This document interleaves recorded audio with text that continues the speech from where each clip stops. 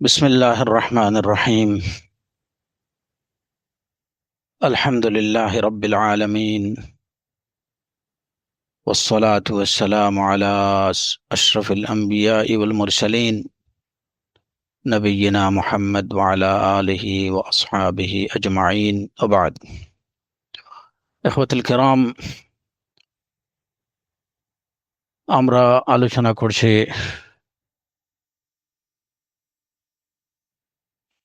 আহরুফে সাবআ নিয়ে এবং এর সাথে মাসাহিফে উসমানিয়া নিয়ে। উসমান রাদিয়াল্লাহু আনহু কোরআনে কারীমের যে কপিগুলো করিয়েছিলেন, কোরআনে কারীমকে যেভাবে একত্রিত করেছিলেন, ওই বিষয়গুলো নিয়ে আমরা আলোচনা করছিলাম। গতকাল আমি দুইটা বিষয় আপনাদের মনে রাখতে বলেছিলাম। একটা হচ্ছে যে উসমান ইবনে আফফান রাদিয়াল্লাহু আনহু তিনি যায়েদ ইবনে সাবিত রাদিয়াল্লাহু আনহুর নেতৃত্বে কোরআনে কারীমের কপির জন্য যে কমিটি গঠন করিয়ে দিয়েছিলেন, এবং যায়েদ ইবনে সাবিত রাদিয়াল্লাহু আনহুর নেতৃত্বে কোরআনে কারীমের যে কপিগুলো করা হয়েছিল, কোরআন যেভাবে একত্রিত করা হয়েছিল, সেই কপিতে বা সেইখানে রাইটিং স্টাইলটা ছিল যে নোক্তা ছিল না, এবং সেখানে হারাকাত ছিল না। হারাকাত এবং নোক্তা ব্যতীত লেখা হয়েছিল। এবং আমরা আলোচনার শুরুতে বলেছিলাম এর আগে যে উসমান ইবনে আফফান রাদিয়াল্লাহু আনহু যাদেরকে দায়িত্ব দিয়েছিলেন কোরআনে কারীমকে একত্রিত করার এবং এটাকে লিপিবদ্ধ করার, সেখানে যায়েদ ইবনে সাবিত রাদিয়াল্লাহু আনহু তিনি ছিলেন রাইটিং স্পেশালিস্ট।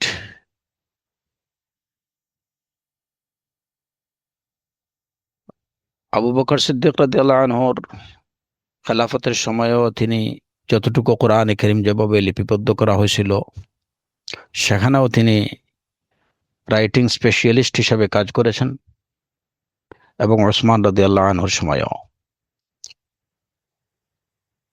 আমরা আরেকটা বিষয় বলেছিলাম যেটা আপনাদের খেয়াল রাখার জন্য, যে দুই সময় একত্রিত করার বিষয়গুলা হচ্ছে প্রেক্ষাপটটা ছিল ভিন্ন ভিন্ন।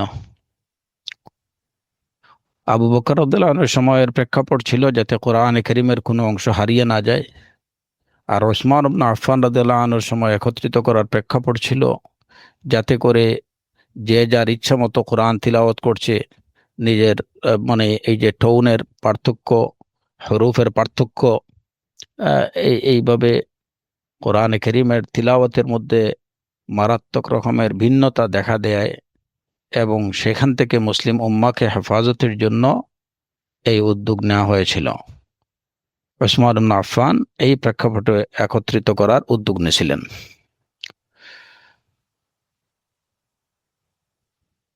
আজকের আলোচনা যে ওসমান ইবনে আফফান রাদিয়াল্লাহু আনহু তিনি যে একত্রিত করেছিলেন, সেটার মধ্যে কয়টা হরফ ছিল? তিনি কি এক হরফে কোরআনে কারীম একত্রিত করিয়েছিলেন যাতে করে বিভিন্ন হরফে থাকার কারণে ইখতিলাফে কিরাত বা কিরাতের মধ্যে যে ভিন্নতা বা বিশৃঙ্খলা দেখা দিয়েছিল, সেটাকে দূর করার জন্য তিনি কি এক হরফে কোরআনকে একত্রিত করিয়েছিলেন, নাকি তিনি যেভাবে লিপিবদ্ধ করাইছিলেন সেখানেও 7 হরফের অন্তর্ভুক্তি ছিল, যেটা রাসূলুল্লাহ সাল্লাল্লাহু আলাইহি ওয়াসাল্লাম বলেছিলেন যে উনজিলাল কোরআন আলা সাবআতি আহরুফিন, কোরআন নাজিল করা হয়েছে 7 হরফে। তাহলে উসমান ইবনে আফফান রাদিয়াল্লাহু আনহু সেই কপিগুলোর মধ্যে ওই 7 হরফ অন্তর্ভুক্ত ছিল কিনা, নাকি এক হরফ ছিল? আজকে এই বিষয়গুলো ইনশাআল্লাহ আমরা ক্লিয়ার করার চেষ্টা করব। আসআলুল্লাহ সুবহানাহু ওয়া তাআলা আত-তৌফিক ওয়াস সাদাদ। শুরুতে একটা বিষয়, যে আমরা এই যে 2 দফা কোরআন একত্রিত করার বা লিপিবদ্ধ করার বিষয় আমরা জানলাম, কিন্তু এই ক্ষেত্রে আমরা যেন ভুলে না যাই যে কোরআন শুধুমাত্র এই 2বারই যে লিপিবদ্ধ করা হয়েছে তা না, বরং এর আগে এই কাজটা রাসূলুল্লাহ সাল্লাল্লাহু আলাইহি ওয়াসাল্লামের সময়েও কিন্তু করা হয়েছে। রাসূল সাল্লাল্লাহু আলাইহি ওয়াসাল্লাম তিনি নিজেও লিপিবদ্ধ করাইছেন, যেটা যেমন সুনানে তিরমিজি, মুসনাদে ইমাম আহমদ সহ অন্যান্য সুনানের গ্রন্থে বিশুদ্ধ বর্ণনায় বর্ণিত আছে। ইবনে আব্বাস রাদিয়াল্লাহু আনহু থেকে তিনি বলেছেন, কানা রাসূলুল্লাহ সাল্লাল্লাহু আলাইহি ওয়াসাল্লাম ইযা নাযালাত আলাইহি সূরা দাআ বা'দা মান ইয়াকতুব فقال ضعوا هذه السورة في الموضع الذي يذكر فيه كذا وكذا। যে যখন কোনো সূরা নাজিল হতো, রাসূল সাল্লাল্লাহু আলাইহি ওয়াসাল্লাম তার যারা ওয়াহী লিপিবদ্ধ করতেন তাদের মধ্যে কাউকে ডাকতেন এবং বলতেন যে এই আয়াতগুলোকে এই সূরাতে এই জায়গাতে রাখো, লিপিবদ্ধ করে রাখো। এবং যায়েদ ইবনে সাবিত রাদিয়াল্লাহু আনহু থেকে বর্ণিত, তিনি বলেন যে কুন্না ইনদা রাসূলিল্লাহি সাল্লাল্লাহু আলাইহি ওয়াসাল্লাম নুআল্লিফুল কুরআনা মিনার রুকা। আমরা রাসূলুল্লাহ সাল্লাল্লাহু আলাইহি ওয়াসাল্লামের কাছে ছিলাম এবং কোরআন বিভিন্ন যেমন পাথরের টুকরা, চামড়ার টুকরা, গাছের ছাল, এই সবগুলো থেকে আমরা কোরআনকে একত্রিত করতাম। এবং রাসূলুল্লাহ সাল্লাল্লাহু আলাইহি ওয়াসাল্লামের কাছে মানে কুত্তাবুল ওয়াহি বা ওয়াহি যারা লিপিবদ্ধ করতেন, কোরআন যারা লিপিবদ্ধ করতেন, এদের মধ্যে অনেক সাহাবায়ে কেরাম ছিলেন, যদিও তাদের সংখ্যা ছিল খুবই কম। তাদের মধ্যে ছিলেন আবু বকর রাদিয়াল্লাহু আনহু, ওমর রাদিয়াল্লাহু আনহু, উসমান রাদিয়াল্লাহু আনহু, আলী রাদিয়াল্লাহু আনহু, মুআবিয়া রাদিয়াল্লাহু আনহু, তারপরে যেমন আবান ইবনু সাঈদ, খালিদ ইবনুল ওয়ালিদ, উবাই ইবনু কাব, যায়েদ ইবনু সাবিত, সাবিত ইবনু কাইস এবং আরো অন্যান্য কিছু সাহাবায়ে কেরাম যারা ছিলেন ওয়াহির লেখক হিসাবে প্রসিদ্ধ। তো যখন কোরআনে কারীম নাজিল হতো, রাসূলুল্লাহ সাল্লাল্লাহু আলাইহি ওয়াসাল্লাম তাদের কাউকে ডাকতেন এবং তাদেরকে সাথে সাথে সেটা লিখে রাখতেন। তো যে কারণে কোরআনের সংরক্ষণ এইটা শুধুমাত্র যে সুদূরের মধ্যে যে মুখস্থ করে রাখছেন তা না, বরং মুখস্থ রাখার পাশাপাশি এগুলোকে লিপিবদ্ধ করে রাখা হয়েছে। এবং কোরআনে কারীমের একটা বৈশিষ্ট্য হলো অন্যান্য যে ঐশিক গ্রন্থগুলা যেগুলো আছে সেগুলা থেকে কোরআনের আলাদা বৈশিষ্ট্য হচ্ছে এই জায়গায় যে আহলুল কোরআন যারা বা যাদের প্রতি কোরআন নাজিল হয়েছে, তারা কিন্তু এই কোরআনকে মূলত সংরক্ষণ করছেন তাদের সিনার মধ্যে, তাদের বুকের মধ্যে। হাফাজাতুল কোরআন ছিলেন অসংখ্য, যারা এই কোরআনে কারীমকে তাদের বুকে ধারণ করে রাখছেন এবং ইলা ইয়াউমিল কিয়ামা কোরআনকে সংরক্ষণকারীরা থাকবেন, যারা তাদের এই কোরআনটা তাদের বুকে থাকবে, মুখস্থ থাকবে। এজন্য কোনো কোনো হাদিস থেকে এটুকু জানা যায় যে আল্লাহ আযজা ওয়া জাল্লা রাসূল সাল্লাল্লাহু আলাইহি ওয়াসাল্লামকে বলছেন যে এই কোরআন এটা এমন কিছু না যে এটা পানিতে ধুইলে পরে এটা গলে যাবে বা নিঃশেষ হয়ে যাবে, এরকম না। আমি যেটা আপনার কাছে নাজিল করেছি সেটা এইভাবে বিলীন হয়ে যাওয়ার বিষয় না। এবং কোরআনে কারীম আল্লাহ আযজা ওয়া জাল্লা বলছেন, ইন্না নাহনু নাযালনা যিকরা ওয়া ইন্না লাহু লাহাফিজুন। আমি কোরআন নাজিল করেছি এবং এইটা অবশ্যই আমি এটা সংরক্ষণকারী, এটাকে আমি সংরক্ষণ করব। তো আল্লাহ আযজা ওয়া জাল্লা কোরআনে কারীমের সংরক্ষণের দায়িত্ব এটা আল্লাহর উপরে। আর এই কোরআনের বৈশিষ্ট্য হলো যে এই কোরআনের উম্মাহ যারা, এই আহলুল কোরআন যারা, উম্মতে মুসলিমা, শেষ নবীর উম্মত মুহাম্মদ রাসূলুল্লাহ সাল্লাল্লাহু আলাইহি ওয়াসাল্লামের প্রতি নাজিলকৃত কিতাব, তারা যুগে যুগে কিয়ামত পর্যন্ত এটা তারা তাদের বুকে ধারণ করে রাখবেন। যদিও কোনো মুসহাফ নাও থাকে তারপরেও এটা কি থাকবে, তাদের বুকে থাকবে। আর অন্যান্য ঐশী গ্রন্থ যেগুলো আছে, তাওরাত, জাবুর, ইনজিল, এইগুলার কোনো মুখস্থকারী পাবেন না, এগুলা কেউ মুখস্থ করেনি। এগুলা সব ছিল লিপিবদ্ধ আকারে। যতদিন লিপিবদ্ধ আকারে ছিল ততদিন এটা ছিল, যতদিন তাদের নবী ছিলেন ততদিন এটা মানে সংরক্ষিত ছিল, অবিকৃত ছিল। তাদের নবী যাওয়ার সাথে সাথে এইগুলাকে তারা বিকৃত করে ফেলে। অনুরূপভাবে যে যারা আরো বিভিন্ন অন্যান্য ধর্মের লোকেরা যারা বিভিন্ন বইপত্রকে তাদের ধর্মীয় গ্রন্থ বলে দাবি করে, আপনি পাবেন না দুনিয়ার কোনো ধর্মের অনুসারীরা তাদের নিজের ধর্মীয় গ্রন্থকে মুখস্থ করে রাখছে বুকের মধ্যে। একমাত্র রাসূলুল্লাহ সাল্লাল্লাহু আলাইহি ওয়াসাল্লামের উম্মতের মধ্যে হুফাজুল কোরআন অসংখ্য অসংখ্য। রাসূলুল্লাহ সাল্লাল্লাহু আলাইহি ওয়াসাল্লামের সময়ও অসংখ্য সাহাবায়ে কেরাম এই কোরআনে কারীম তারা মানে কি ছিলেন, হুফাজুল কোরআন ছিলেন। তাদের সংখ্যাও ছিল অনেক। এই যে মারিকাতুল ইয়ামামাতে বলেন, তারপরে বিরে মাউনাতে বলেন, ওই সময় অনেক সাহাবায়ে কেরাম হুফাজুল কোরআন যারা ছিলেন তারা শাহাদত বরণ করেছিলেন। তো এটা হচ্ছে কোরআনে কারীমের বৈশিষ্ট্য, যে এটাকে তাদের প্রথমত মানুষ এইটাকে তার অন্তরে, তার বুকের মধ্যে এটাকে সংরক্ষণ করবে। তো রাসূলুল্লাহ সাল্লাল্লাহু আলাইহি ওয়াসাল্লামের সময় থেকে এই যে সংরক্ষণ, বুকের মধ্যে সংরক্ষণ, প্রথমত যেমন যখনই জিবরিল আলাইহিস সালাতু ওয়াস সালাম কোরআন নিয়ে আসতেন, রাসূল সাল্লাল্লাহু আলাইহি ওয়াসাল্লামকে শোনাতেন, সাথে সাথে রাসূল সাল্লাল্লাহু আলাইহি ওয়াসাল্লাম সেগুলো পড়তে শুরু করতেন, যাতে করে তিনি মুখস্থ করে মুখস্থ করে ফেলেন। তো আল্লাহ আযজা ওয়া জাল্লা তাকে বললেন, লা তুহাররিক বিহি লিসানাকা লিতা'জালা বিহি ইন্না আলাইনা জামআহু ওয়া কুরআনাহু ফাইযা ক্বারানাহু ফাত্তাবি' কুরআনাহু সুম্মা ইন্না আলাইনা বায়ানাহু। যে আপনি এত তাড়াহুড়া করার কোনো প্রয়োজন নেই। লা তুহাররিক বিহি লিসানাক লিতা'জালা বিহি ইন্না আলাইনা জামআহু ওয়া কুরআনাহু, আমি এটাকে আপনার অন্তরে জমা করে দেব, আপনার অন্তরে এটাকে সুদৃঢ় করে দেব, আপনি এটা মনে রাখতে পারবেন। তো রাসূল সাল্লাল্লাহু আলাইহি সাল্লাম সেটা মনে রাখতেন, সাহাবায়ে কেরামদেরকে বলতেন, তারাও সেগুলো মুখস্থ করে রাখতেন। এবং বৈশিষ্ট্য ছিল যে উম্মার প্রতি বা যে যুগে রাসূলুল্লাহ সাল্লাল্লাহু আলাইহি ওয়াসাল্লামকে আল্লাহ আযজা ওয়া জাল্লা পাঠিয়েছিলেন, যে সমস্ত মানুষের মধ্যে পাঠিয়েছিলেন, এদের কুওয়াতে জাকিরা বা তাদের মেমোরিটা এত শার্প ছিল যে তাদের অনেকেই কোনো একটা কথা যদি একবার শুনতেন তাহলে সেটা তারা অবিকল মুখস্থ রাখতে পারতেন। আর এই ধারাবাহিকতা শুধুমাত্র যে সাহাবায়ে কেরামদের মধ্যেই ছিল তা না, তাবেঈনদের মধ্যেও এই ধরনের মেমোরি শার্প মেমোরির অধিকারী আহ, অনেকে ছিলেন, যেগুলো অবিশ্বাস্য রকম, যে যত লম্বা ট্যাক্সি হোক না কেন একবার শোনার পরে সেটা মুখস্থ রাখতে পারতেন। এই জন্য দেখা যায় যে রাসূল সাল্লাল্লাহু আলাইহি ওয়াসাল্লামকে আল্লাহ আযজা ওয়া জাল্লা যে যুগে পাঠিয়েছেন, সেখানে এই যে কবি সাহিত্যিক এর সমাহার ছিল, এবং তারা অনেক লম্বা লম্বা বাক্যগুলো এবং অনেক বড় বড় লেকচারগুলো তারা মুখস্থ রাখতে পারতেন। এবং সেই সময় আল্লাহ আযজা ওয়া জাল্লা পাঠিয়েছেন সাহাবায়ে কেরামের মধ্যে, তাদের মধ্যে আল্লাহ আযজা ওয়া জাল্লা কুওয়াতে জাকিরা দিয়েছিলেন, যে তারা মনে রাখতে পারতেন। তো এর সাথে সাথে রাসূলুল্লাহ সাল্লাল্লাহু আলাইহি ওয়াসাল্লাম তাদেরকে কোরআন লিখে রাখতে বলতেন। তো লিখে রাখার কাজ বা যতটুকু নাজিল হতো সেটুকু সংরক্ষণ এবং সংরক্ষণের কাজটা ওই সময়ই রাসূল সাল্লাল্লাহু আলাইহি ওয়াসাল্লামের সময় শুরু হয়েছিল। যদিও একসময় রাসূল সাল্লাল্লাহু আলাইহি ওয়াসাল্লাম নিষেধ করছিলেন যে তোমরা লিখো না, কারণ ওই সময় যাতে কোরআন এবং হাদিস দুইটা যেন একত্রিত না হয়ে যায়, আল্লাহর কালাম এবং রাসূলুল্লাহ সাল্লাল্লাহু আলাইহি ওয়াসাল্লামের কালাম দুইটা যেন একত্রিত না হয়ে যায়। কিন্তু যখন তারা এই দুইটার মধ্যে ফার্ক বা তফাৎটা বুঝতে পারলেন, তাদের কাছে এটা ক্লিয়ার হয়ে গেল, তখন তাদেরকে লিখতে বলছেন, এবং সেগুলা বিভিন্ন কাগজের টুকরা, গাছের ছাল, তারপরে উটের চামড়া, এগুলোর মধ্যে লিখে রাখা হতো।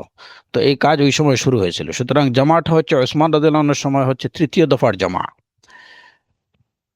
তো উসমান ইবনে আফফান রাদিয়াল্লাহু আনহু তিনি জমা করাইলেন, এবং এই জমার মধ্যে কি ছিল যে তিনি যে তার লেখার স্টাইলটা ছিল, লেখনের স্টাইলটা ছিল যে এটার মধ্যে নোক্তা ছিল না এবং এটার মধ্যে হারাকাত ছিল না। এখন ওই যে মূল প্রশ্নটা,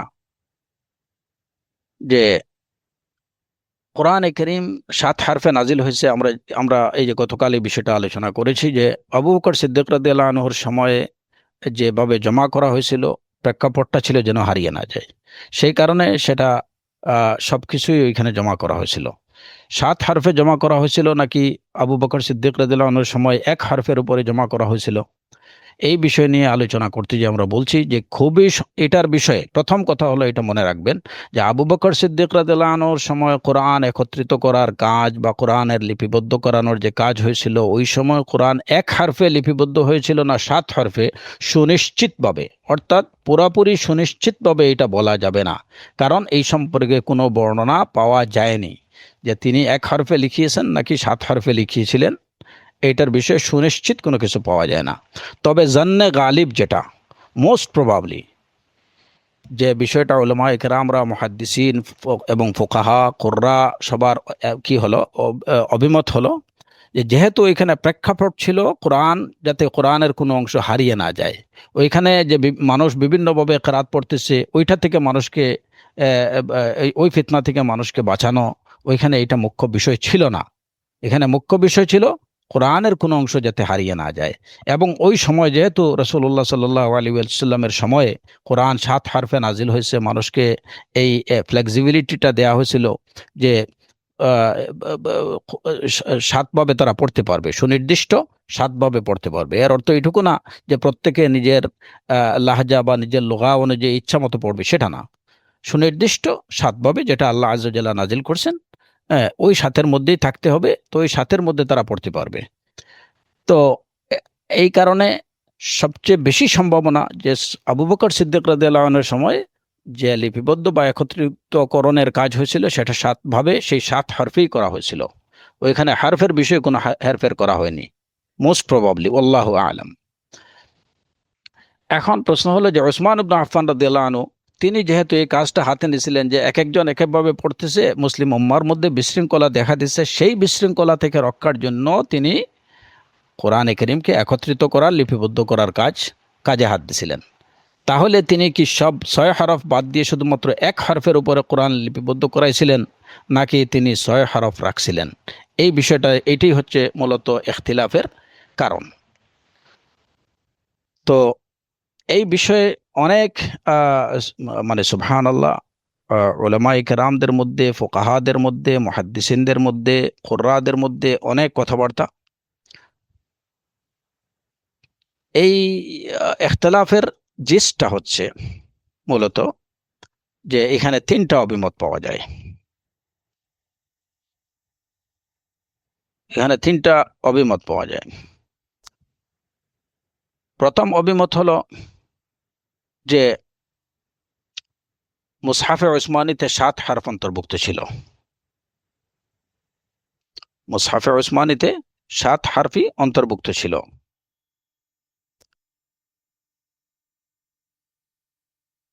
এবং এই অভিমতটা ইমাম সুয়ুতি রাহিমাহুল্লাহ সহ আরো অনেকেই এই অভিমত পোষণ করেছেন যে মুসহাফে উসমানীতে 7 হরফই অন্তর্ভুক্ত ছিল।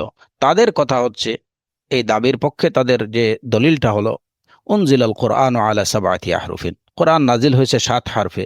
তো যেখানে আল্লাহ আযজা ওয়া জাল্লা নাজিল করছেন এই উম্মতের জন্য, উম্মতের প্রতি ইহসান করে 7 হরফে নাজিল করছেন, হ্যাঁ, এবং সেটা বাতিল করা হয়নি, মনসুখ হয়নি।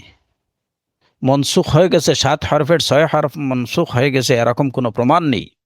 সুতরাং যেটা আল্লাহ আযজা ওয়া জাল্লা নাজিল করছেন সেটাকে বাতিল করার অধিকার আবু বকর, ওমর, এমনকি রাসূলুল্লাহ সাল্লাল্লাহু আলাইহি ওয়াসাল্লামেরও নাই। অতএব কোরআন যেভাবে নাজিল হয়েছে, 7 হরফে নাজিল হয়েছে, 7 হরফেই রাখা হয়েছে। এবং মুসহাফে উসমানী বলেন, মুসহাফে আবু বকর সিদ্দিক রাদিয়াল্লাহু আনহু বলেন, সব কিছুতেই 7 হরফ অন্তর্ভুক্ত ছিল। এটা হচ্ছে তাদের কথা, এবং তাদের এই দলিলটা বা এই যুক্তিটা, এটা যথেষ্ট স্ট্রং যুক্তি। সে বিষয়টা আল্লাহ আযজা ওয়া জাল্লা নাজিল করছেন, সেটাকে বাতিল করা, সেটাকে মনসুখ করা, রহিত করার অধিকার তো অন্য কারো নাই।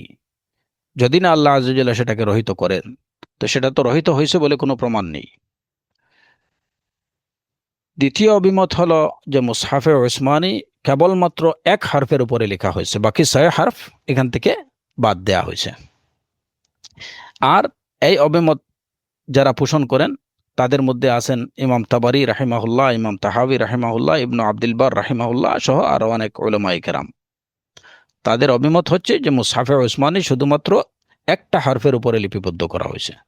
তাদের প্রথমত তাদের দাবি হলো যে যেহেতু ওসমান ইবনে আফফান রাদিয়াল্লাহু আনহু এই একত্রিতকরণের কাজ বা লিপিবদ্ধ করার কাজটা শুরু করছেন কোন প্রেক্ষাপটে?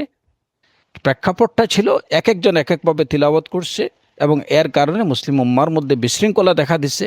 তারা তাদের একজন আরেকজনের তিলাওয়াত নিয়ে সন্দেহ পোষণ করছে, একজন আরেকজনের নিজের তিলাওয়াতকে আরেকজনের তিলাওয়াত থেকে খায়ের মনে করছে, কিংবা আরেকজনের তিলাওয়াতকে অস্বীকার করছে।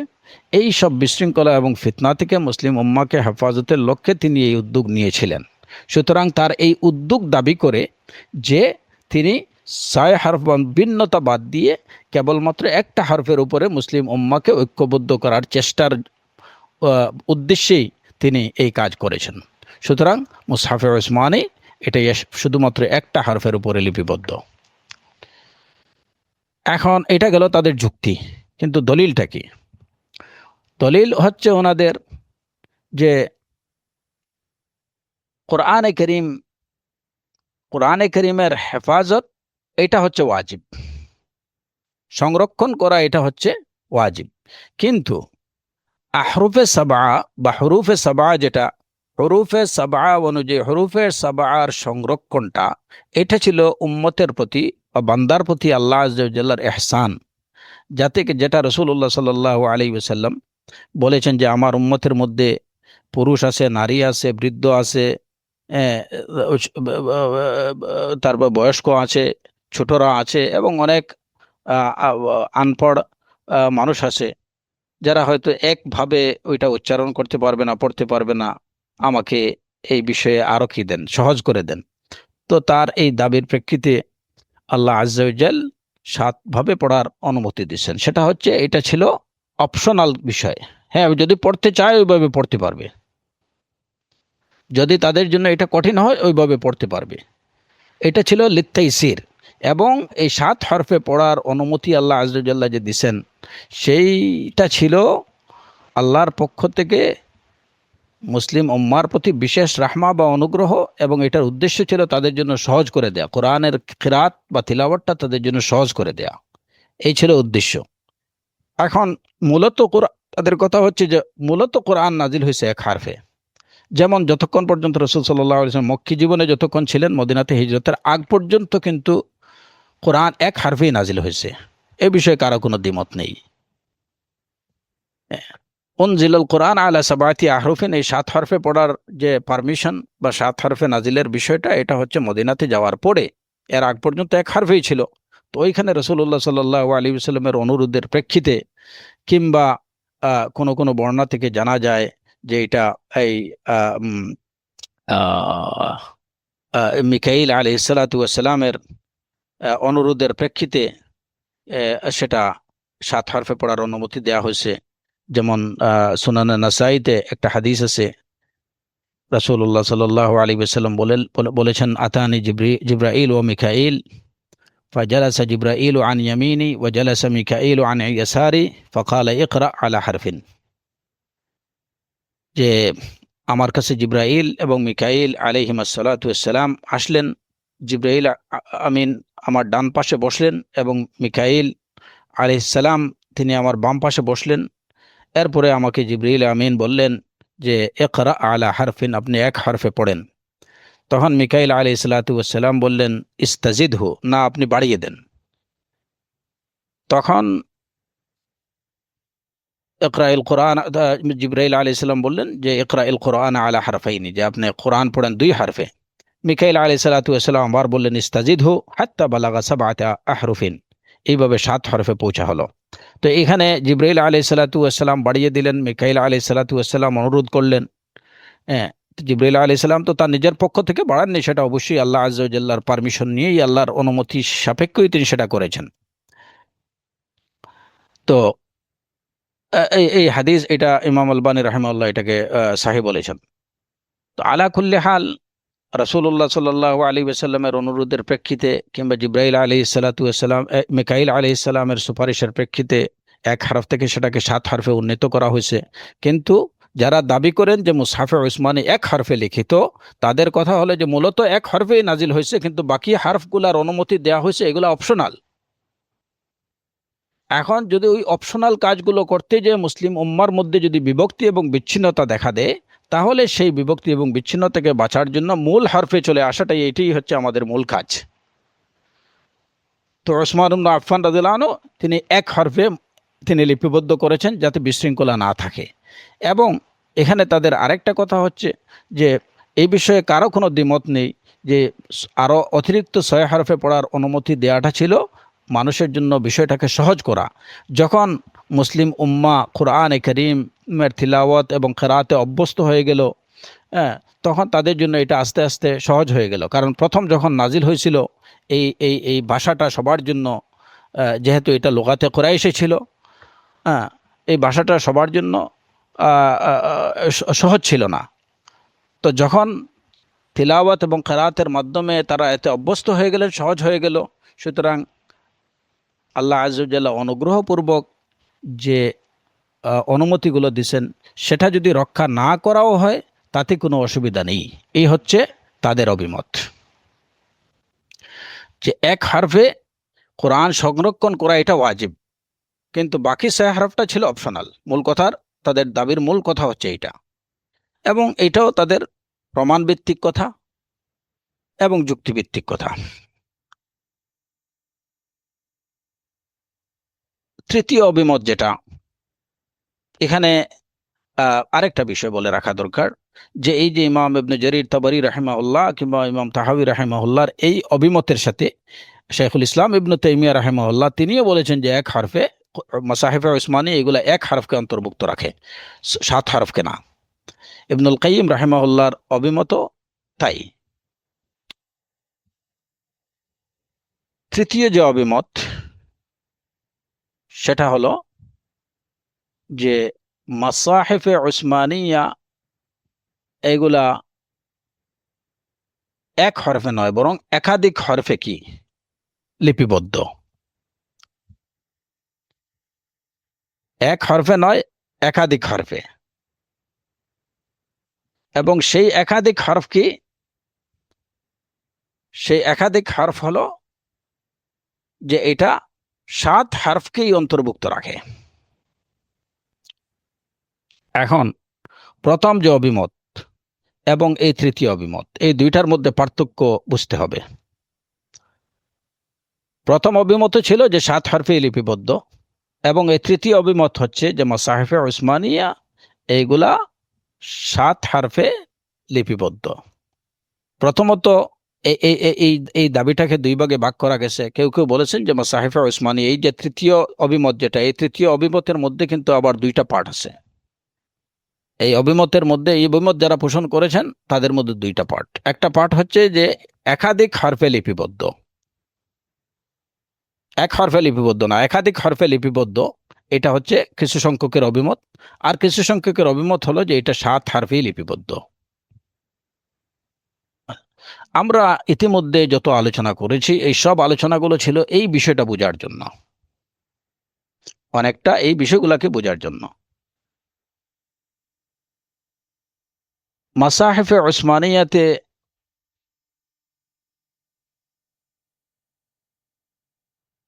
সাত হরফে লিপিবদ্ধ নাকি একাধিক হরফে লিপিবদ্ধ নাকি এক হরফে লিপিবদ্ধ, এই বিষয়টা, এই বিষয় সম্পর্কে উলামায়ে কেরামদের এবং ইমাম ইবনুল জাজারি রাহিমাহুল্লাহ এই বিষয়ে তার অভিমতটা এবং এই বিষয়টাকে তিনি যেভাবে খোলাসা করেছেন সেটা সবচেয়ে বেশি বোধগম্য, এবং এইটা বেশিরভাগ উলামায়ে কেরামের কাছে এটা গ্রহণযোগ্য। কারণ তৃতীয় অভিমতটা, এইটা প্রথম অভিমত এবং দ্বিতীয় অভিমত দুইটাকেই আংশিকভাবে এটা কভার করে ফেলে, যে কারণে ইখতিলাফগুলো একটা পয়েন্টে এসে শেষ হয়ে যেতে পারে। আর উসুল হচ্ছে যে কোনো বিরোধপূর্ণ কোনো বিষয়ে যদি এমন কোনো পন্থা বের করা যায় যেখানে সব পক্ষের অভিমতকে ইনক্লুড করা যায় তাহলে সেটাই উত্তম। তো এই তৃতীয় অভিমতটা হচ্ছে এমন একটা অভিমত যে এখানে প্রথম অভিমত এবং দ্বিতীয় অভিমত এই দুইটাকে এটা ইনক্লুডেড রাখে। সেটা কিভাবে? মাসাহিফে উসমানিয়ার মধ্যে প্রথমত এটা আমরা জেনেছি যে এটা লিপিবদ্ধ হয়েছিল গায়রু মানকুতা ওয়ালা মাশকুলা, নোক্তা নাই, কোনো হারকাত নাই। এবং আমরা এর আগে যে আলোচনা করি যে 7 হরফ বলতে কি বোঝায়, সেই 7 হরফের মধ্যে যে সবচেয়ে গ্রহণযোগ্য অভিমত যেটা আমরা বলেছিলাম যে সেটা হচ্ছে ইসমের মধ্যে একটু হরফের, তারপরে ফেয়েলের মধ্যে ইসম, ফেয়েল, হরকত, তাকদিম, তাখির, জিয়াদা, নোকসান, ইবদাল, তারপরে হচ্ছে লাহাজাত বা লুগাত যেগুলো আছে ওইগুলোর মধ্যে একটু পরিবর্তন, এমালা, ইদগাম, ইখফা, তারকিক, তাশমিম, এই বিষয়গুলা। এখন যদি 7 হরফ বলতে এই যে যে অভিমতটা সবচেয়ে গ্রহণযোগ্য আমরা বলেছিলাম যে 7টা বিষয়ের মধ্যে কি হেরফের, এবং এই যে 7টা বিষয় উল্লেখ করলাম,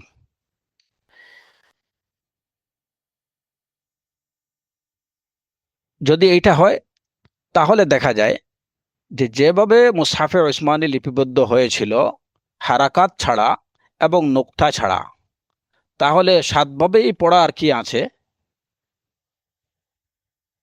অবকাশ মুসহাফে উসমানের মধ্যে রয়েছে। যেমন ধরেন আপনারা আহ আহ যেমন ধরেন আহ ওয়াল্লাযীনা হুম লিআমানাতিহিম ওয়া আহদিহিম রাউন, এটাকে আরেকটা হারফ হচ্ছে ওয়াল্লাযীনা হুম লিআমানাতিহিম ওয়া আহদিহিম রাউন।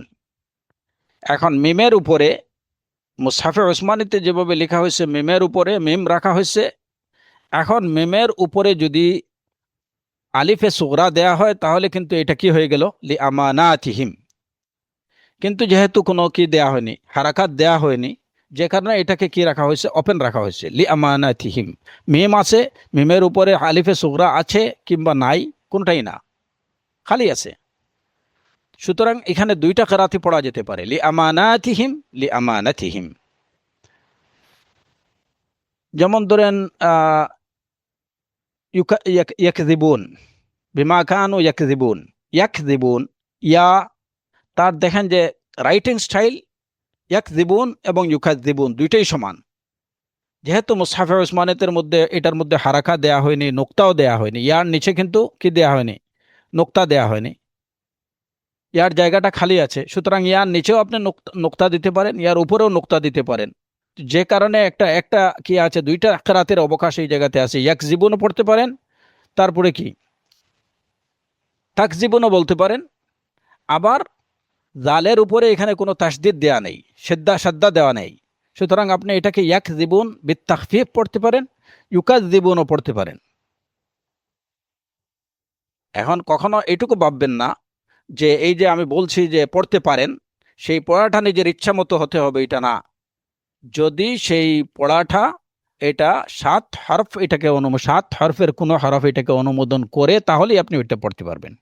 কিন্তু লেখার স্টাইলটা ছিল ওরকম যে আপনি যেহেতু নোক্তা নেই, হারাকা নেই, সুতরাং এই লুগাতগুলো বা এই আহরুফ যে কোনো আহরুফে আপনি পড়তে পারেন। ইয়াকযিবুন পড়তে পারেন, ইউকাযযিবুন পড়তে পারেন, তাকযিবুন পড়তে পারেন।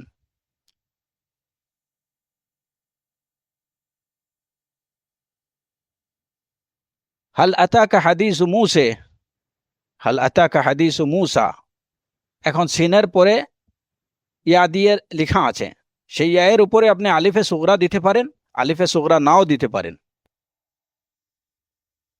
সিন ইয়ার উপরে, সিনের উপরে আপনি ফাতহা দিতে পারেন, আপনি সিনের নিচে কাসরাও দিতে পারেন। হাদিসু মূসা, হাদিসু মূসা। সাব্বিহ ইসমা রাব্বিকাল আ'লা, সাব্বিহ ইসমা রাব্বিকাল আ'লা। ওয়াদ-দুহা, ওয়াদ-দুহা।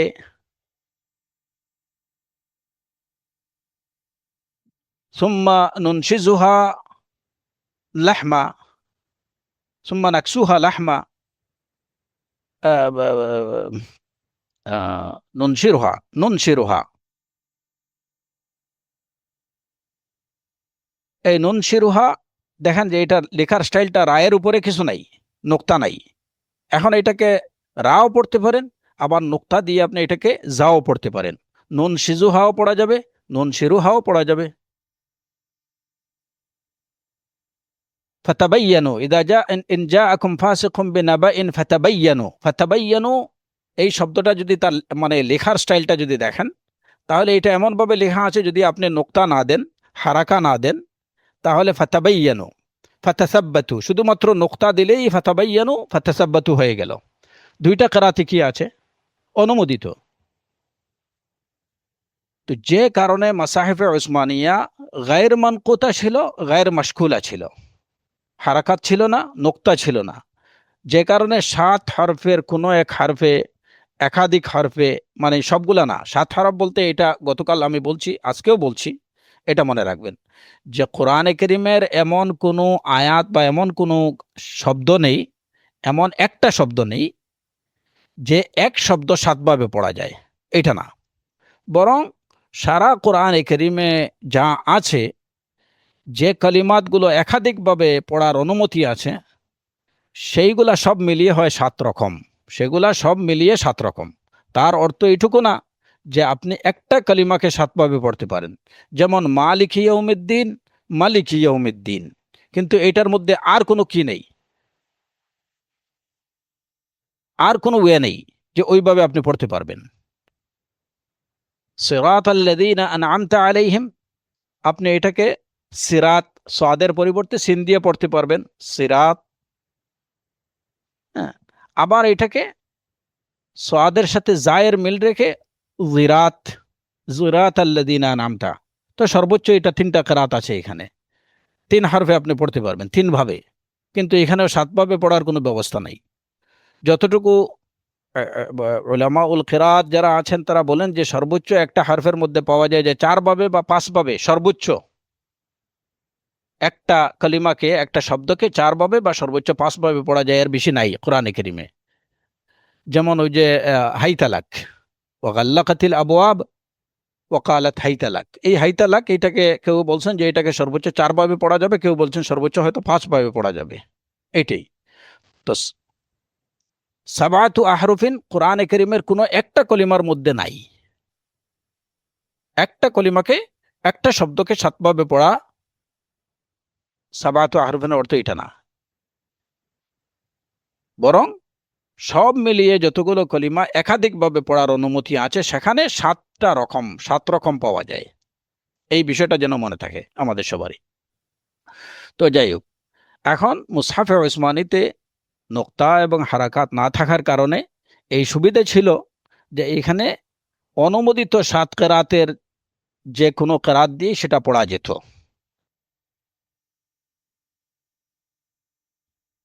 এখন এখানে যে বিষয়টা, যে কিছু কিছু আহ আহ, কিছু কিছু কেরাত আছে, সাবায়াতু আহরুফিনের মধ্যে কিছু কেরাত আছে যেগুলা শুধুমাত্র ওই শব্দ কভার করে না। ধরেন ওইখানে একটা শব্দ, একটা হারফ না, মানে একটা একটা শব্দ বেশি আছে কোনো কেরাতে, কোনো কেরাতে একটা শব্দ কম আছে। এখন এইটা তো ওই লেখা কভার করেনি। সে বিষয়ে উলামা উল কিরাত যারা আছেন, বা এই যে উলামা ইকরাম, ফুকাহা, কুররা, মুহাদ্দিসিন, তাদের অনেকের অভিমত হলো যে উসমান রাদিয়াল্লাহু আনহু কমপক্ষে তার যে যে মুসহাফগুলো তিনি লিপিবদ্ধ করান তার 5টা কপি ছিল, এবং গতকাল আমরা বলেছি যে 5টা কপি 5টা শহরে তিনি পাঠিয়েছিলেন, হারামাইনে, এরাকাইনে এবং শামে। হারামাইন বলতে মক্কা, এবং মক্কাতে 1 কপি, মদিনাতে 1 কপি। এরাকাইন বলতে বসরাতে 1 কপি, কুফাতে 1 কপি, আর শাম, এই 5 কপি। তো মদিনাতে কিংবা মক্কাতে কিংবা শামে কিংবা বসরাতে বা কুফাতে যে কপিগুলো পাঠিয়েছিলেন, যে কেরাতগুলো, যে কেরাতগুলোতে কোনো কোনো শব্দ, মানে অনুমোদিত 7 হরফের কোনো হরফ দেখা গেল যে এটা, যেমন শামের লাহজাতে লুগাতের মধ্যে ওই একটা শব্দ বেশি আছে, বিশেষ করে যেমন যেমন ইবনু মাসউদ রাদিয়াল্লাহু আনহুর কেরাতের মধ্যে কখনো দেখা যেত যে তিনি হুজাইলের বাসায় কি করছিলেন, তো তার কেরাতের মধ্যে মাঝে মধ্যে দেখা যায় যে কোনো কোনো আয়াতের মধ্যে একটা শব্দ বেশি আছে, যেটা কিন্তু মক্কি কেরাতের মধ্যে নেই, মক্কার লুগাতের মধ্যে ওইটা নেই, কিন্তু ওইটাও অনুমোদিত। ওই জায়গাগুলোতে তিনি যখন মক্কাতে যে কপি পাঠিয়েছেন, সেটা ওই মক্কার লুগাত, যেখানে ওই যে কিছু কিছু শব্দ যেগুলাকে অ্যাড করা যায়, অনুমোদিত ছিল, সেটা অ্যাড করে দিছেন। মদিনার কি অনুযায়ী সেটাকে অ্যাড করে দিছেন। বসরাতে সেগুলোকে এবং এগুলা সংখ্যা ছিল খুবই সামান্য, এগুলা সংখ্যা ছিল খুবই সামান্য। আর এটা গেল একটা অভিমত। যারা বলেন যে অনুমোদিত 7 হরফের মধ্যে সবগুলো তো আর একটা শব্দ লেখার একটা স্টাইল তো সবগুলোকে কভার করবে না। এখন ধরেন যদি একটা শব্দ বেশি থাকে ওইটাকে আপনি কি করবেন? তো ওইটার বিষয় কথা হলো যে যেখানে যে কপি পাঠিয়েছেন ওই কপির মধ্যে শুধুমাত্র এডিশনাল ওই শব্দগুলো দিয়ে দেয়া হয়েছে। এটা একটা অভিমত। আরেকটা অভিমত হলো যে না, ওইখানে লিখিত আকারে কোনো শব্দ বাড়াই দেয়া হয়নি, বরং তার সাথে যে কারি পাঠানো হয়েছে ওই কারিকে অনুমতি দেওয়া হয়েছে যে আপনি ওইটাকে তাদের লগা অনুযায়ী এটাকে আপনি পড়াই দেন। তাহলে উসমান ইবনে আফফান রাদিয়াল্লাহু আনহু যে কেরাতের ক্ষেত্রে যে বিশৃঙ্খলাটাকে তিনি সীমাবদ্ধ করে দিলেন কিসের মধ্যে? ওই মুসহাফে যেভাবে লেখা আছে এবং তার লেখা যে লুগাতগুলোকে কভার করে, এর বাইরে যেতে পারবেন না। এর জন্য গতকালের আলোচনায় আমরা বলেছিলাম যে ইমাম ইবনুল জাযরি রাহিমাহুল্লাহ কেরাতে মুতাওয়াতিরার যে শর্ত বা হয়তো কেরাত মকবুল হওয়ার শর্ত যেগুলো দিয়েছেন, এর মধ্যে একটা হচ্ছে যে এটাকে মুসহাফে উসমানির তার যে লিখনি যেটা আছে এই লিখনিটা এটাকে কভার করতে হবে।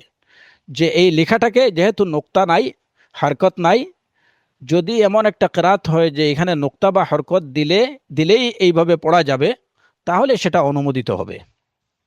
কিন্তু দেখা গেল যে নোক্তা বা হরকত দিয়ে ওইটাকে কি করা যাচ্ছে না, কভার করা যাচ্ছে না, তাহলে বুঝতে হবে যে এটা কি না, কেরাতে সাহিহা না, বিশুদ্ধ কেরাত না। অ্যাডিশনাল যে বিষয়টা আসলো যে কিছু কিছু কেরাতে যেমন হয়তো কোনো একটা শব্দে মিন বেশি আছে, কোনোটাতে মিন নেই, হ্যাঁ, বা কোনোটাতে লাম আছে, কোনোটাতে লাম বেশি আছে, কোনোটাতে লাম নেই। তো এই জায়গাতে কি, যে এই জায়গাতে তার কারি যাদেরকে পাঠানো হয়েছে ওনারা ভার্বালি সেটাকে শিক্ষা দিয়ে দিয়েছেন। এর জন্য কোরআনে করিমের তিলাওয়াত বা এই যে এই কোরআনের শিক্ষাটা, এটা প্রথমত সুদূর থেকে সুদূরে রাসূলুল্লাহ সাল্লাল্লাহু আলাইহি ওয়াসাল্লাম, জিবরিল আলাইহিসসালাম রাসূলুল্লাহ সাল্লাল্লাহু আলাইহি ওয়াসাল্লামকে পড়ে শোনাইছেন, রাসূল সাল্লাল্লাহু আলাইহি ওয়াসাল্লাম জিবরিল আমিনকে পড়ে শোনাইছেন। তো এটা সুদূর সুদূর থেকে সুদূরেই কি হয়েছে, এটা স্থানান্তর হয়েছে এবং রাসূল সাল্লাল্লাহু আলাইহি ওয়াসাল্লাম থেকে সাহাবায়ে কেরামের অন্তরে সেটা ঠাঁই পাইছে। তো মূলত কিন্তু কোরআন শিক্ষার মেইন যে পদ্ধতি যেটা, সেটা হচ্ছে মিনাস সুদূর ইলাস সুদূর, মিনাস সাদরি ইলাস সাদরি। মিনাস সাদরি ইলাস সাদরির পিছনে আরেকটা বিশেষ বৈশিষ্ট্য ছিল যে রাসূলুল্লাহ সাল্লাল্লাহু আলাইহি যখন কোরআন নাজিল হতো সাহাবায়ে কেরামকে সেটা পড়ে শোনাতেন, তাদেরকে সেটা শিক্ষা দিতেন। তো এই যে হরুফের যে মাখরাজ, এটা কিভাবে উচ্চারণ করা হবে, কতটুকু লম্বা হবে, কোন জায়গায় বাট্টি হবে, কোন জায়গায় ইদগাম, কোন জায়গায় ইখফা, কোন জায়গায় তারকিক, কোন জায়গায় তশমিম, তারকিক, এই সবগুলা বিষয় রাসূল সাল্লাল্লাহু আলাইহি ওয়াসাল্লাম সাহাবায়ে কেরামদেরকে পড়ে শোনায়ে শিক্ষা দিতেন। এখন লেখার মধ্যে কিন্তু আপনি এই যে ইদগামের হয়তো একটা চিহ্ন আপনি দিলেন, কিন্তু সেই ইদগামটা কিভাবে আদায় করা হবে, ইখফাটা কিভাবে হবে, মাদ কিভাবে হবে, হ্যাঁ, তারকিক কিভাবে হবে, তাশমিম কিভাবে হবে, সেই বিষয়গুলো তো আপনি লিখার যে সেই লিখিত চিহ্ন দ্বারা পুরোপুরি আপনি বুঝাতে পারবেন না। সুতরাং কোরআনে কারীমের শিক্ষাটা মূলত এটার ভিত্তি কিসের উপরে? মিনাস সদরি ইলা সদর, এটা সিনা থেকে সিনাতে যাবে এবং এই ধারাবাহিকতাই চলতে থাকবে ইলা ইয়াউমিল কিয়ামা। লিখিত যে আকারটা সেটা হচ্ছে যে নিজের মুখস্থের সাথে লেখার ফরম্যাটটাকে মিলিয়ে নেয়া এবং এটা বোঝার বা শিক্ষাটাকে সহজ করার জন্য এই যে লিখনী ব্যবস্থা, এবং কেউ যাতে ভুলে না যায়। কারণ এখানে কোরআনে কারীমের অনেকগুলো আয়াত, কোন জায়গায় ইদগাম আছে, কোন জায়গায় ইদগাম নেই, কোন জায়গায় মদ আছে, কোন জায়গায় নেই, এই বিষয়গুলো তো সবাই মনে রাখতে পারবে না। এখন যদি তার কাছে লিখিত থাকে, মুসহাফ আকারে থাকে, তাহলে সে মুসহাফ বের করে দেখতে পারবে যে কোন জায়গায় কি আছে না আছে। অ্যাটলিস্ট ওই চিহ্নটা ওই জায়গায় কি আছে এটা সে বুঝতে পারবে। কিন্তু ওইটার আদা যেটা তরিকাতুল আদা, আমি কিভাবে সেটা করব, কিভাবে পড়ব, উচ্চারণ কিভাবে হবে, সেটা কিন্তু বই থেকে হবে না। সেটা আপনাকে কারি থেকে, আপনার মুখরি যিনি আপনাকে পড়াবেন তার থেকে আপনার জেনে নিতে হবে। তো যে কারণে উসমান ইবনে আফফান রাদিয়াল্লাহু আনহু তিনি প্রত্যেকটা মুসহাফ যেখানে পাঠিয়েছেন, মুসহাফের সাথে সাথে কারি পাঠিয়েছেন। তো এই যে দুইটা অভিমত, এই দুই অভিমত হচ্ছে তৃতীয় অভিমতের মধ্যে, যে 7 হরফকেই অন্তর্ভুক্ত রাখে, এটা একটা অভিমত। আর আরেকটা হচ্ছে যারা 7 হরফের কথা বলেন তাদের কথা হলো যে যেখানে অ্যাডিশনাল শব্দ দরকার ওই জায়গাটাতে, কেউ কেউ বলছেন যে কোনো কোনো মুসহাফে সেটা লিখে দেওয়া হয়েছে। অ্যাডিশনাল বলতে অনুমোদিত। 7 হরফের মধ্যে কোনো কিছু যদি অতিরিক্ত একটা শব্দ লাগানোর প্রয়োজন হয়, সেটা যে লুগাতের মধ্যে লাগাতে হয় ওই এরিয়াতে বা ওই শহরে যে মুসহাফ পাঠানো হয়েছে, কেবলমাত্র ওই মুসহাফের মধ্যে ওইটা দেয়া হয়েছে। যে লুগাতের মধ্যে ওই শব্দটা ওই ওই ওই শব্দ নেই, সেখানে পাঠানো প্রেরিত মুসহাফের মধ্যে ওইটা দেয়া হয়নি। আবার কেউ বলছেন যে না, এটা লিখিত ফরম্যাটে দেওয়া হয়নি, এই যে অ্যাডিশনাল শব্দগুলো যেখানে প্রয়োজন হচ্ছে সেটা লিখিত আকারে দেওয়া হয়নি, বরং কারিকে বলে দেওয়া হয়েছে যে আপনি ওইখানের লাহজা অনুযায়ী সেটা পড়াই দেন, যেটা অনুমোদিত আছে। আর কারো কারো অভিমত হলো যে না, কেবলমাত্র মুসহাফে উসমানীর যে রাইটিংসটা যতটুকু যে কয়টা হরফকে কভার করে সেগুলার মধ্যেই সীমাবদ্ধ রাখা হয়েছে। অর্থাৎ নোক্তা ছাড়া, হরকত ছাড়া রাখা হয়েছে। এখন নোক্তা এবং হারাকা দিয়ে এটা যে কয়টা হরফকে কভার করবে, কেবলমাত্র সেই কয়টা হরফেই এটা লিপিবদ্ধ ছিল এবং সেগুলাই অনুমোদিত। তাহলে এই জায়গায় প্রশ্ন আসে, ধরেন যেখানে এই ক্ষেত্রে কিছু কিছু আহরফ বাদ পড়তেছে, সেটা তিনি বাদ দেওয়ার অধিকার তাকে কে দিল? তাদের জবাব হচ্ছে যে এটা হচ্ছে ইজমা উস সাহাবা। ইজমা উস সাহাবা, সবাই এটাকে কি করছেন? অনুমোদন করছেন। সাহাবায়ে কেরামরা উপস্থিত, যখন উসমান ইবনে আফফান রাদিয়াল্লাহু আনহু এই কাজটা করালেন, তখন উপস্থিত সব সাহাবায়ে কেরাম এবং যেসব শহরে পাঠানো হয়েছে তারাও কিন্তু এটা অনুমোদন, কেউ এটার মুখালাফত করেননি, বিরোধিতা করেননি। এই জায়গাতে প্রশ্ন আসবে একটা, যে ইবনে মাসউদ রাদিয়াল্লাহু আনহু তিনি তো এটার বিরোধিতা করছেন। হ্যাঁ, যে আপনারা যায়েদ ইবনে সাবিতকে দিয়ে লেখালেন, অথচ আমি রাসূলুল্লাহ সাল্লাল্লাহু আলাইহি ওয়াসাল্লামের মুখ থেকে সরাসরি 70টার বেশি সূরা শুনেছি। সামি'তু মিন ফি রাসূলিল্লাহ সাল্লাল্লাহু আলাইহি ওয়াসাল্লাম 70 সূরা। হ্যাঁ, আর যায়েদ ইবনে সাবিত তো ইয়াং মানুষ। তো এখন কেউ কেউ বলতে পারেন যে এখানে ইবনে মাসউদ রাদিয়াল্লাহু আনহু যায়েদ ইবনে সাবিতের নেতৃত্বে যে কোরআন সংকলন মানে একত্রিত করা হলো, লিপিবদ্ধ করা হলো, এটাতে তো উনি বিরোধিতা করছেন। এটার জবাব কি? এটার জবাব হচ্ছে যে আসলে ইবনে মাসউদ রাদিয়াল্লাহু আনহু উসমান ইবনে আফফান রাদিয়াল্লাহু আনহু যা লিখেছেন সেটার কিন্তু বিরোধিতা করেননি, সেটার বিরোধিতা করেননি যে না এটা ভুল বা এইভাবে লেখা যাবে না, অন্যান্য হরফগুলো বাদ দিয়ে শুধু এই এক হরফ বা দুই হরফ বা 4 হরফে লেখা যাবে না, তিনি এটার বিরোধিতা করেননি। উলামায়ে কেরামের কথা হচ্ছে যে আব্দুল্লাহ ইবনে মাসউদ রাদিয়াল্লাহু আনহু তিনি যে কথা বলতে চেয়েছিলেন যে ওই কমিটিতে কিন্তু ইবনে মাসউদ রাদিয়াল্লাহু আনহুকে রাখা হয়নি। তার কি ছিল যে আমি প্রত্যক্ষদর্শী ছিলাম, আমাকে ওই কমিটিতে রাখলে ভালো হতো, এটা একটা বিষয়। কেউ কেউ বলেছেন যে তিনি এটা বুঝাইতে চেয়েছেন। আর কেউ কেউ কেউ বলেছেন যে ইবনে মাসউদ রাদিয়াল্লাহু আনহু এখানে সবগুলো হরফকে যাতে অন্তর্ভুক্ত রাখে সেই বিষয়টা উনি চাইছিলেন, যে যেভাবে কোরআন নাজিল হয়েছে এক্স্যাক্টলি ওইভাবেই যেন রাখা হয়। বিভিন্ন লাহাজাত, বিভিন্ন লুগাত, এই যে গতকাল আমরা বললাম প্রায় 40-এর অধিক আরবি লুগাত ছিল, আরবি ভাষা ছিল এখানে, এবং এর মধ্যে অনেক ভাষা কোরআনে কারিমে ব্যবহৃত হয়েছে। সবগুলো রাখার পক্ষে ছিলেন। ওই বিষয়গুলোকে সংক্ষিপ্ত করে নিয়ে আসার, একটা ফরম্যাটে নিয়ে আসার এই বিষয়টাকে তিনি বিরোধিতা করছেন। তো পার্থক্যটা এই জায়গায় বুঝতে হবে যে তিনি ওসমান ইবনে আফফান রাদিয়াল্লাহু আনহু যে কাজ করাইছেন ওইটার বিরোধিতা করেননি, ওইটা ঠিক আছে, কিন্তু এটাকে আরেকটু বড় ফরম্যাটে এবং যেভাবে কোরআন নাজিল হয়েছিল ঠিক ওইভাবে রাখার কি ছিল তার তার অভিমত বা তার মতামত ওইটা ছিল। এবং কারো কারো কি যে আব্দুল্লাহ ইবনে মাসউদ রাদিয়াল্লাহু আনহু এই কথা দ্বারা তিনি এটা বুঝিয়ে দিয়েছেন যে এখানে আরো যারা বয়স্ক, আরো যারা প্রাজ্ঞ, তাদেরকে তো রাখা যেত। বিশেষ করে তিনি যায়েদ ইবনে সাবিতের বিষয়টা উল্লেখ করে বলেছেন যে যায়েদ ইবনে সাবিত ইয়াং মানুষ, এখনো ছেলেপেলেদের সাথে খেলাধুলা করে।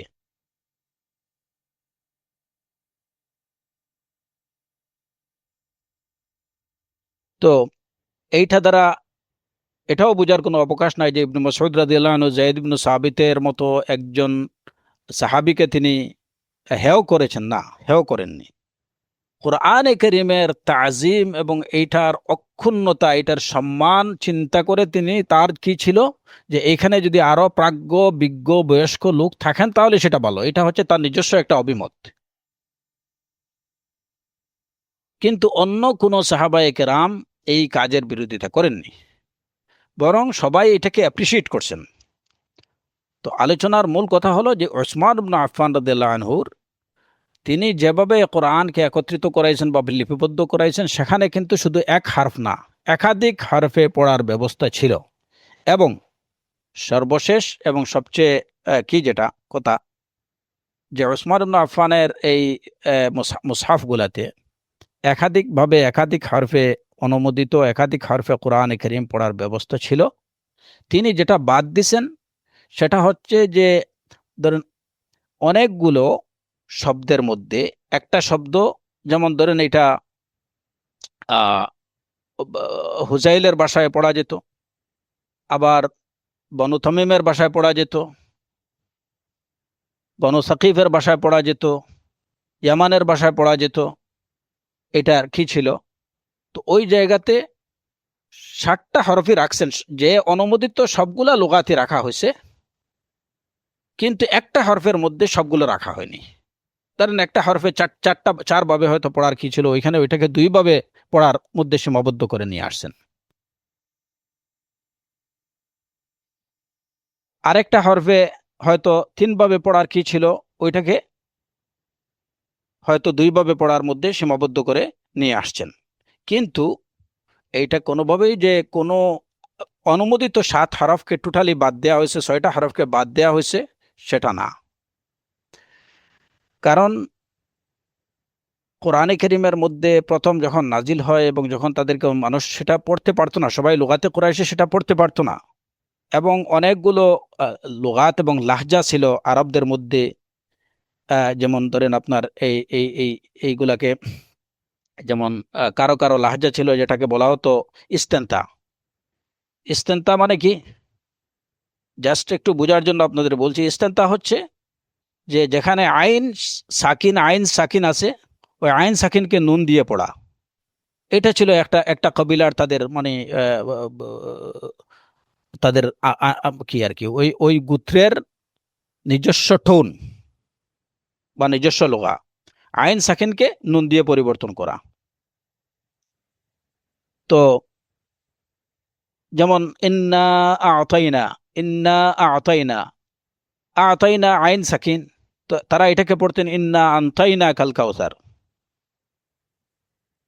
আল্লাহুম্মা লা মানিআ লিমা আতাইতা ওয়ালা মু'তিয়া লিমা মানাতা, এই যে দোয়া যেটা হাদিসের মধ্যে বর্ণিত আমরা যেটাকে পড়ি, এটাকে তারা পড়তেন এই যে আহ লা মানিআ লিমা আতাইতা ওয়ালা মু'তিয়া লিমা মানাতা, এটার পরিবর্তে তারা এই পড়তেন যে আহ লা মানিআ লিমা আনতাইতা ওয়ালা মুনতিয়া লিমা মানাতা ওয়ালা মুনতিয়া লিমা মানাতা। তো এই এইভাবে একটা কবিলার মধ্যে তাদের লাহজা বা তাদের লোগা ছিল ওরকম। এদেরকে বলা হতো ইস্তেন্তাই।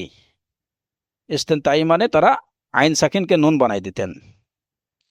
তারপরে যেমন এই যে বনু তামিম, এদেরকে বলা হতো থমথমামি।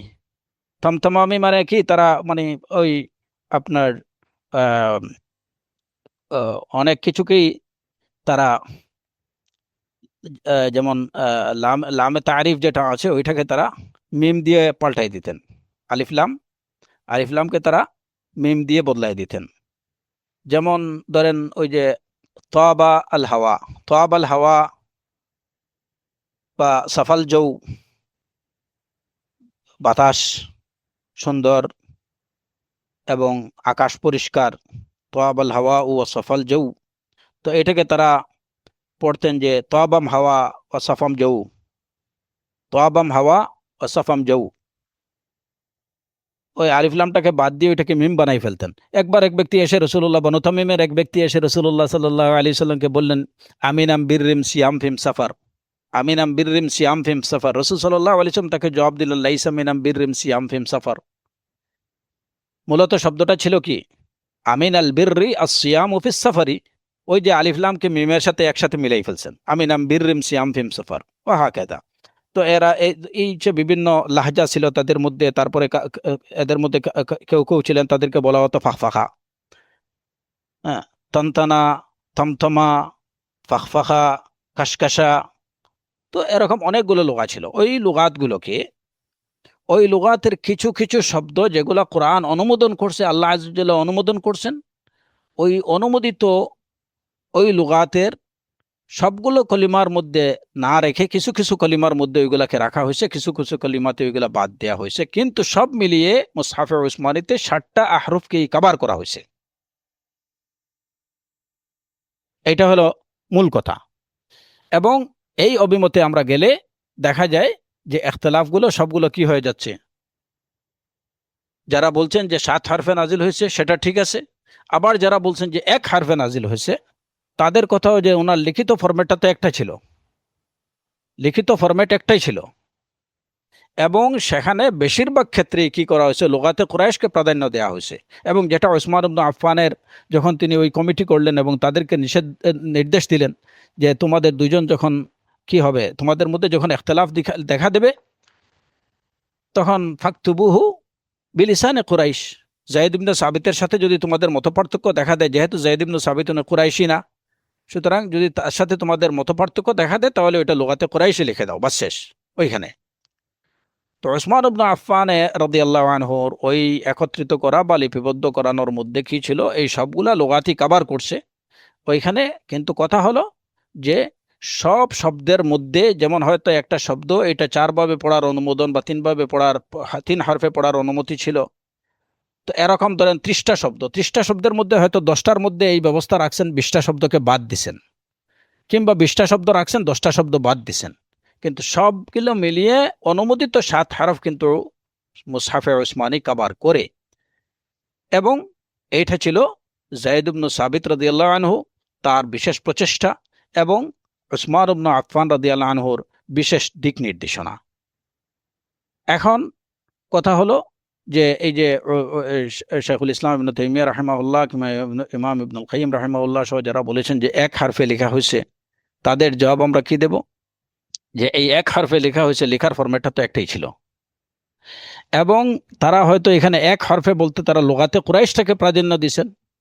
হ্যাঁ, বেশিরভাগটাই লুগাতে কুরাইশই ছিল, কুরাইশের ভাষায় ছিল। সুতরাং বেশিরভাগ বিষয়টাকে তারা হয়তো পরিপূর্ণ বিষয়, অনেক সময় লিল আকসারি হুকমুল কুল, একটা কি আছে, ইসতিলাহ আছে বা একটা নীতি আছে, যে বেশিরভাগ বস্তুটা পরিপূর্ণ বস্তুর কি রাখে, হুকুম রাখে, সম্পূর্ণ বিষয়ের হুকুম রাখে। তো সেই বেশিরভাগের দিক চিন্তা করে তারা হয়তো বলছেন যে এটা 1 হরফে লেখা ছিল। আর এখানে আরেকটা জবাব দেয়া যেতে পারে, যেটা উলামায়ে কেরাম দিয়েছেন, যে অন্যান্য যে লুগাতগুলো আছে, আমরা জানি যে আরবি ভাষার মধ্যে লিডিং পজিশনে ছিল কুরাইশের ভাষা। কারণ সম্পূর্ণ আরবের যত কবি সাহিত্যিক যারা ছিলেন, তারা সবাই প্রত্যেক বছর ওকাজ, যে বাজারে বসা হতো, সাহিত্য মেলা বসতো, ওকাজ বাজারে সাহিত্য মেলা বসতো। ইয়ামান, বাহরাইন, শাম, ইরাক, এই সব দেশ থেকে, সব কি থেকে জায়গা থেকে কবি সাহিত্যিকরা আসতেন এবং নিজের কবি এবং রচনা সাহিত্য যা তারা রচনা করতেন ওইগুলা নিয়ে আসতেন। ওই বাজারে সাহিত্যিক পণ্ডিত যারা বসতেন তাদের বিবেচনায় যে কবিতা বা যে সাহিত্যটা বা যে রচনাটা সাহিত্যের মাপকাঠিতে এটা উত্তীর্ণ হতো, সেটাকেই কাবার দেয়ালে লটকায় রাখা হতো। এবং ওই জায়গা থেকেই কি হলো, ওই যে সাবে মুআল্লাকাত, ইমরাউল কায়েসের মুআল্লাকাত গুলো, যেগুলা ওই ইমরাউল কায়েস রচনা করছিল এবং আরবের মানে সাহিত্য বিশারদ যারা আছেন তাদের দৃষ্টিতে যেগুলা গ্রহণযোগ্য মনে হয়েছে সেগুলোকে ওইখানে লটকায় রাখা হয়েছে। তো এই যে প্রত্যেক বছর রোকাজ বাজারে সাহিত্য মেলা বসতো, সেই সাহিত্য মেলাতে বিভিন্ন জায়গা থেকে যে আরবি শব্দগুলো এই কবি সাহিত্যিকরা চয়ন করতেন, সেইখান থেকে কুরাইশরা যেটাকে সবচেয়ে সুইটেবল মনে করতেন ওইটাকে তারা রেখে দিতেন, মানে ওই ওই তারা এটাকে অনুমোদন করতেন। তো এরকম দেখা যায় যে বিভিন্ন কবিলার বিভিন্ন গোত্রের অনেক শব্দ আছে যে শব্দগুলো কিন্তু কুরাইশে এসে অনুমোদন পাইছে যে এটা একটা কি, এটা সাহিত্যিক ভাষা হিসাবে বা সাহিত্যের কাজে এই শব্দটাকে ব্যবহার করা যাবে। যখন কুরাইশরা এটা অনুমোদন দিতেন তখনই কিন্তু এটা কি পেত, মানে সাহিত্যের মাপকাঠিতে এটা উত্তীর্ণ হতো।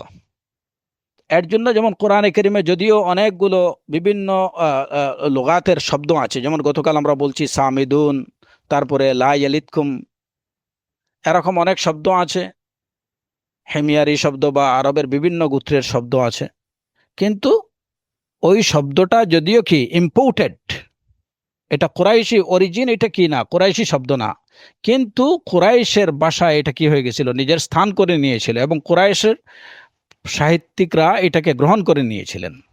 তো যে কারণে এটা কি যদিও ইম্পোর্টেড, কিন্তু এটা এমনভাবে কুরাইশরা গ্রহণ করছিলেন যে এটা কুরাইশের ভাষা হিসেবে এটা গণ্য হয়ে গেছিল। ওই দৃষ্টিকোণ থেকে যে কোরআনে কারীম লুগাতে কুরাইশে নাজিল হয়েছে বা উসমান রাদিয়াল্লাহু আনহু এক হরফে লিপিবদ্ধ করছেন, ওই দৃষ্টিকোণ থেকে বলা যেতে পারে এবং এটার মধ্যে কোনো ইখতিলাফ নেই। এই হলো মোটামুটি মুসহাফে উসমানী সম্পর্কে যে কথা।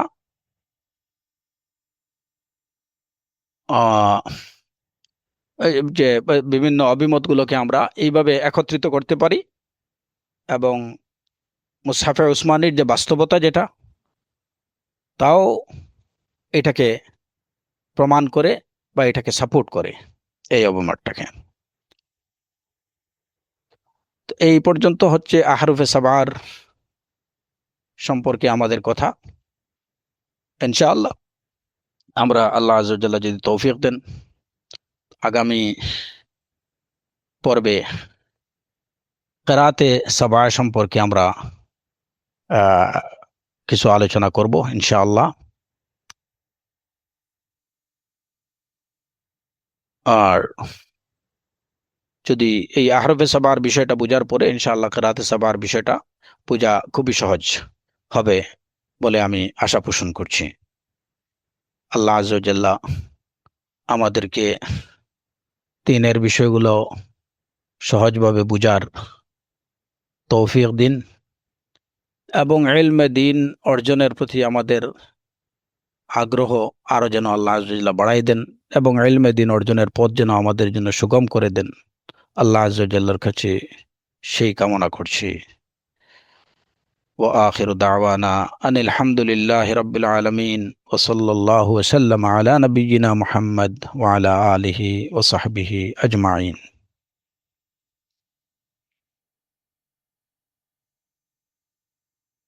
নাম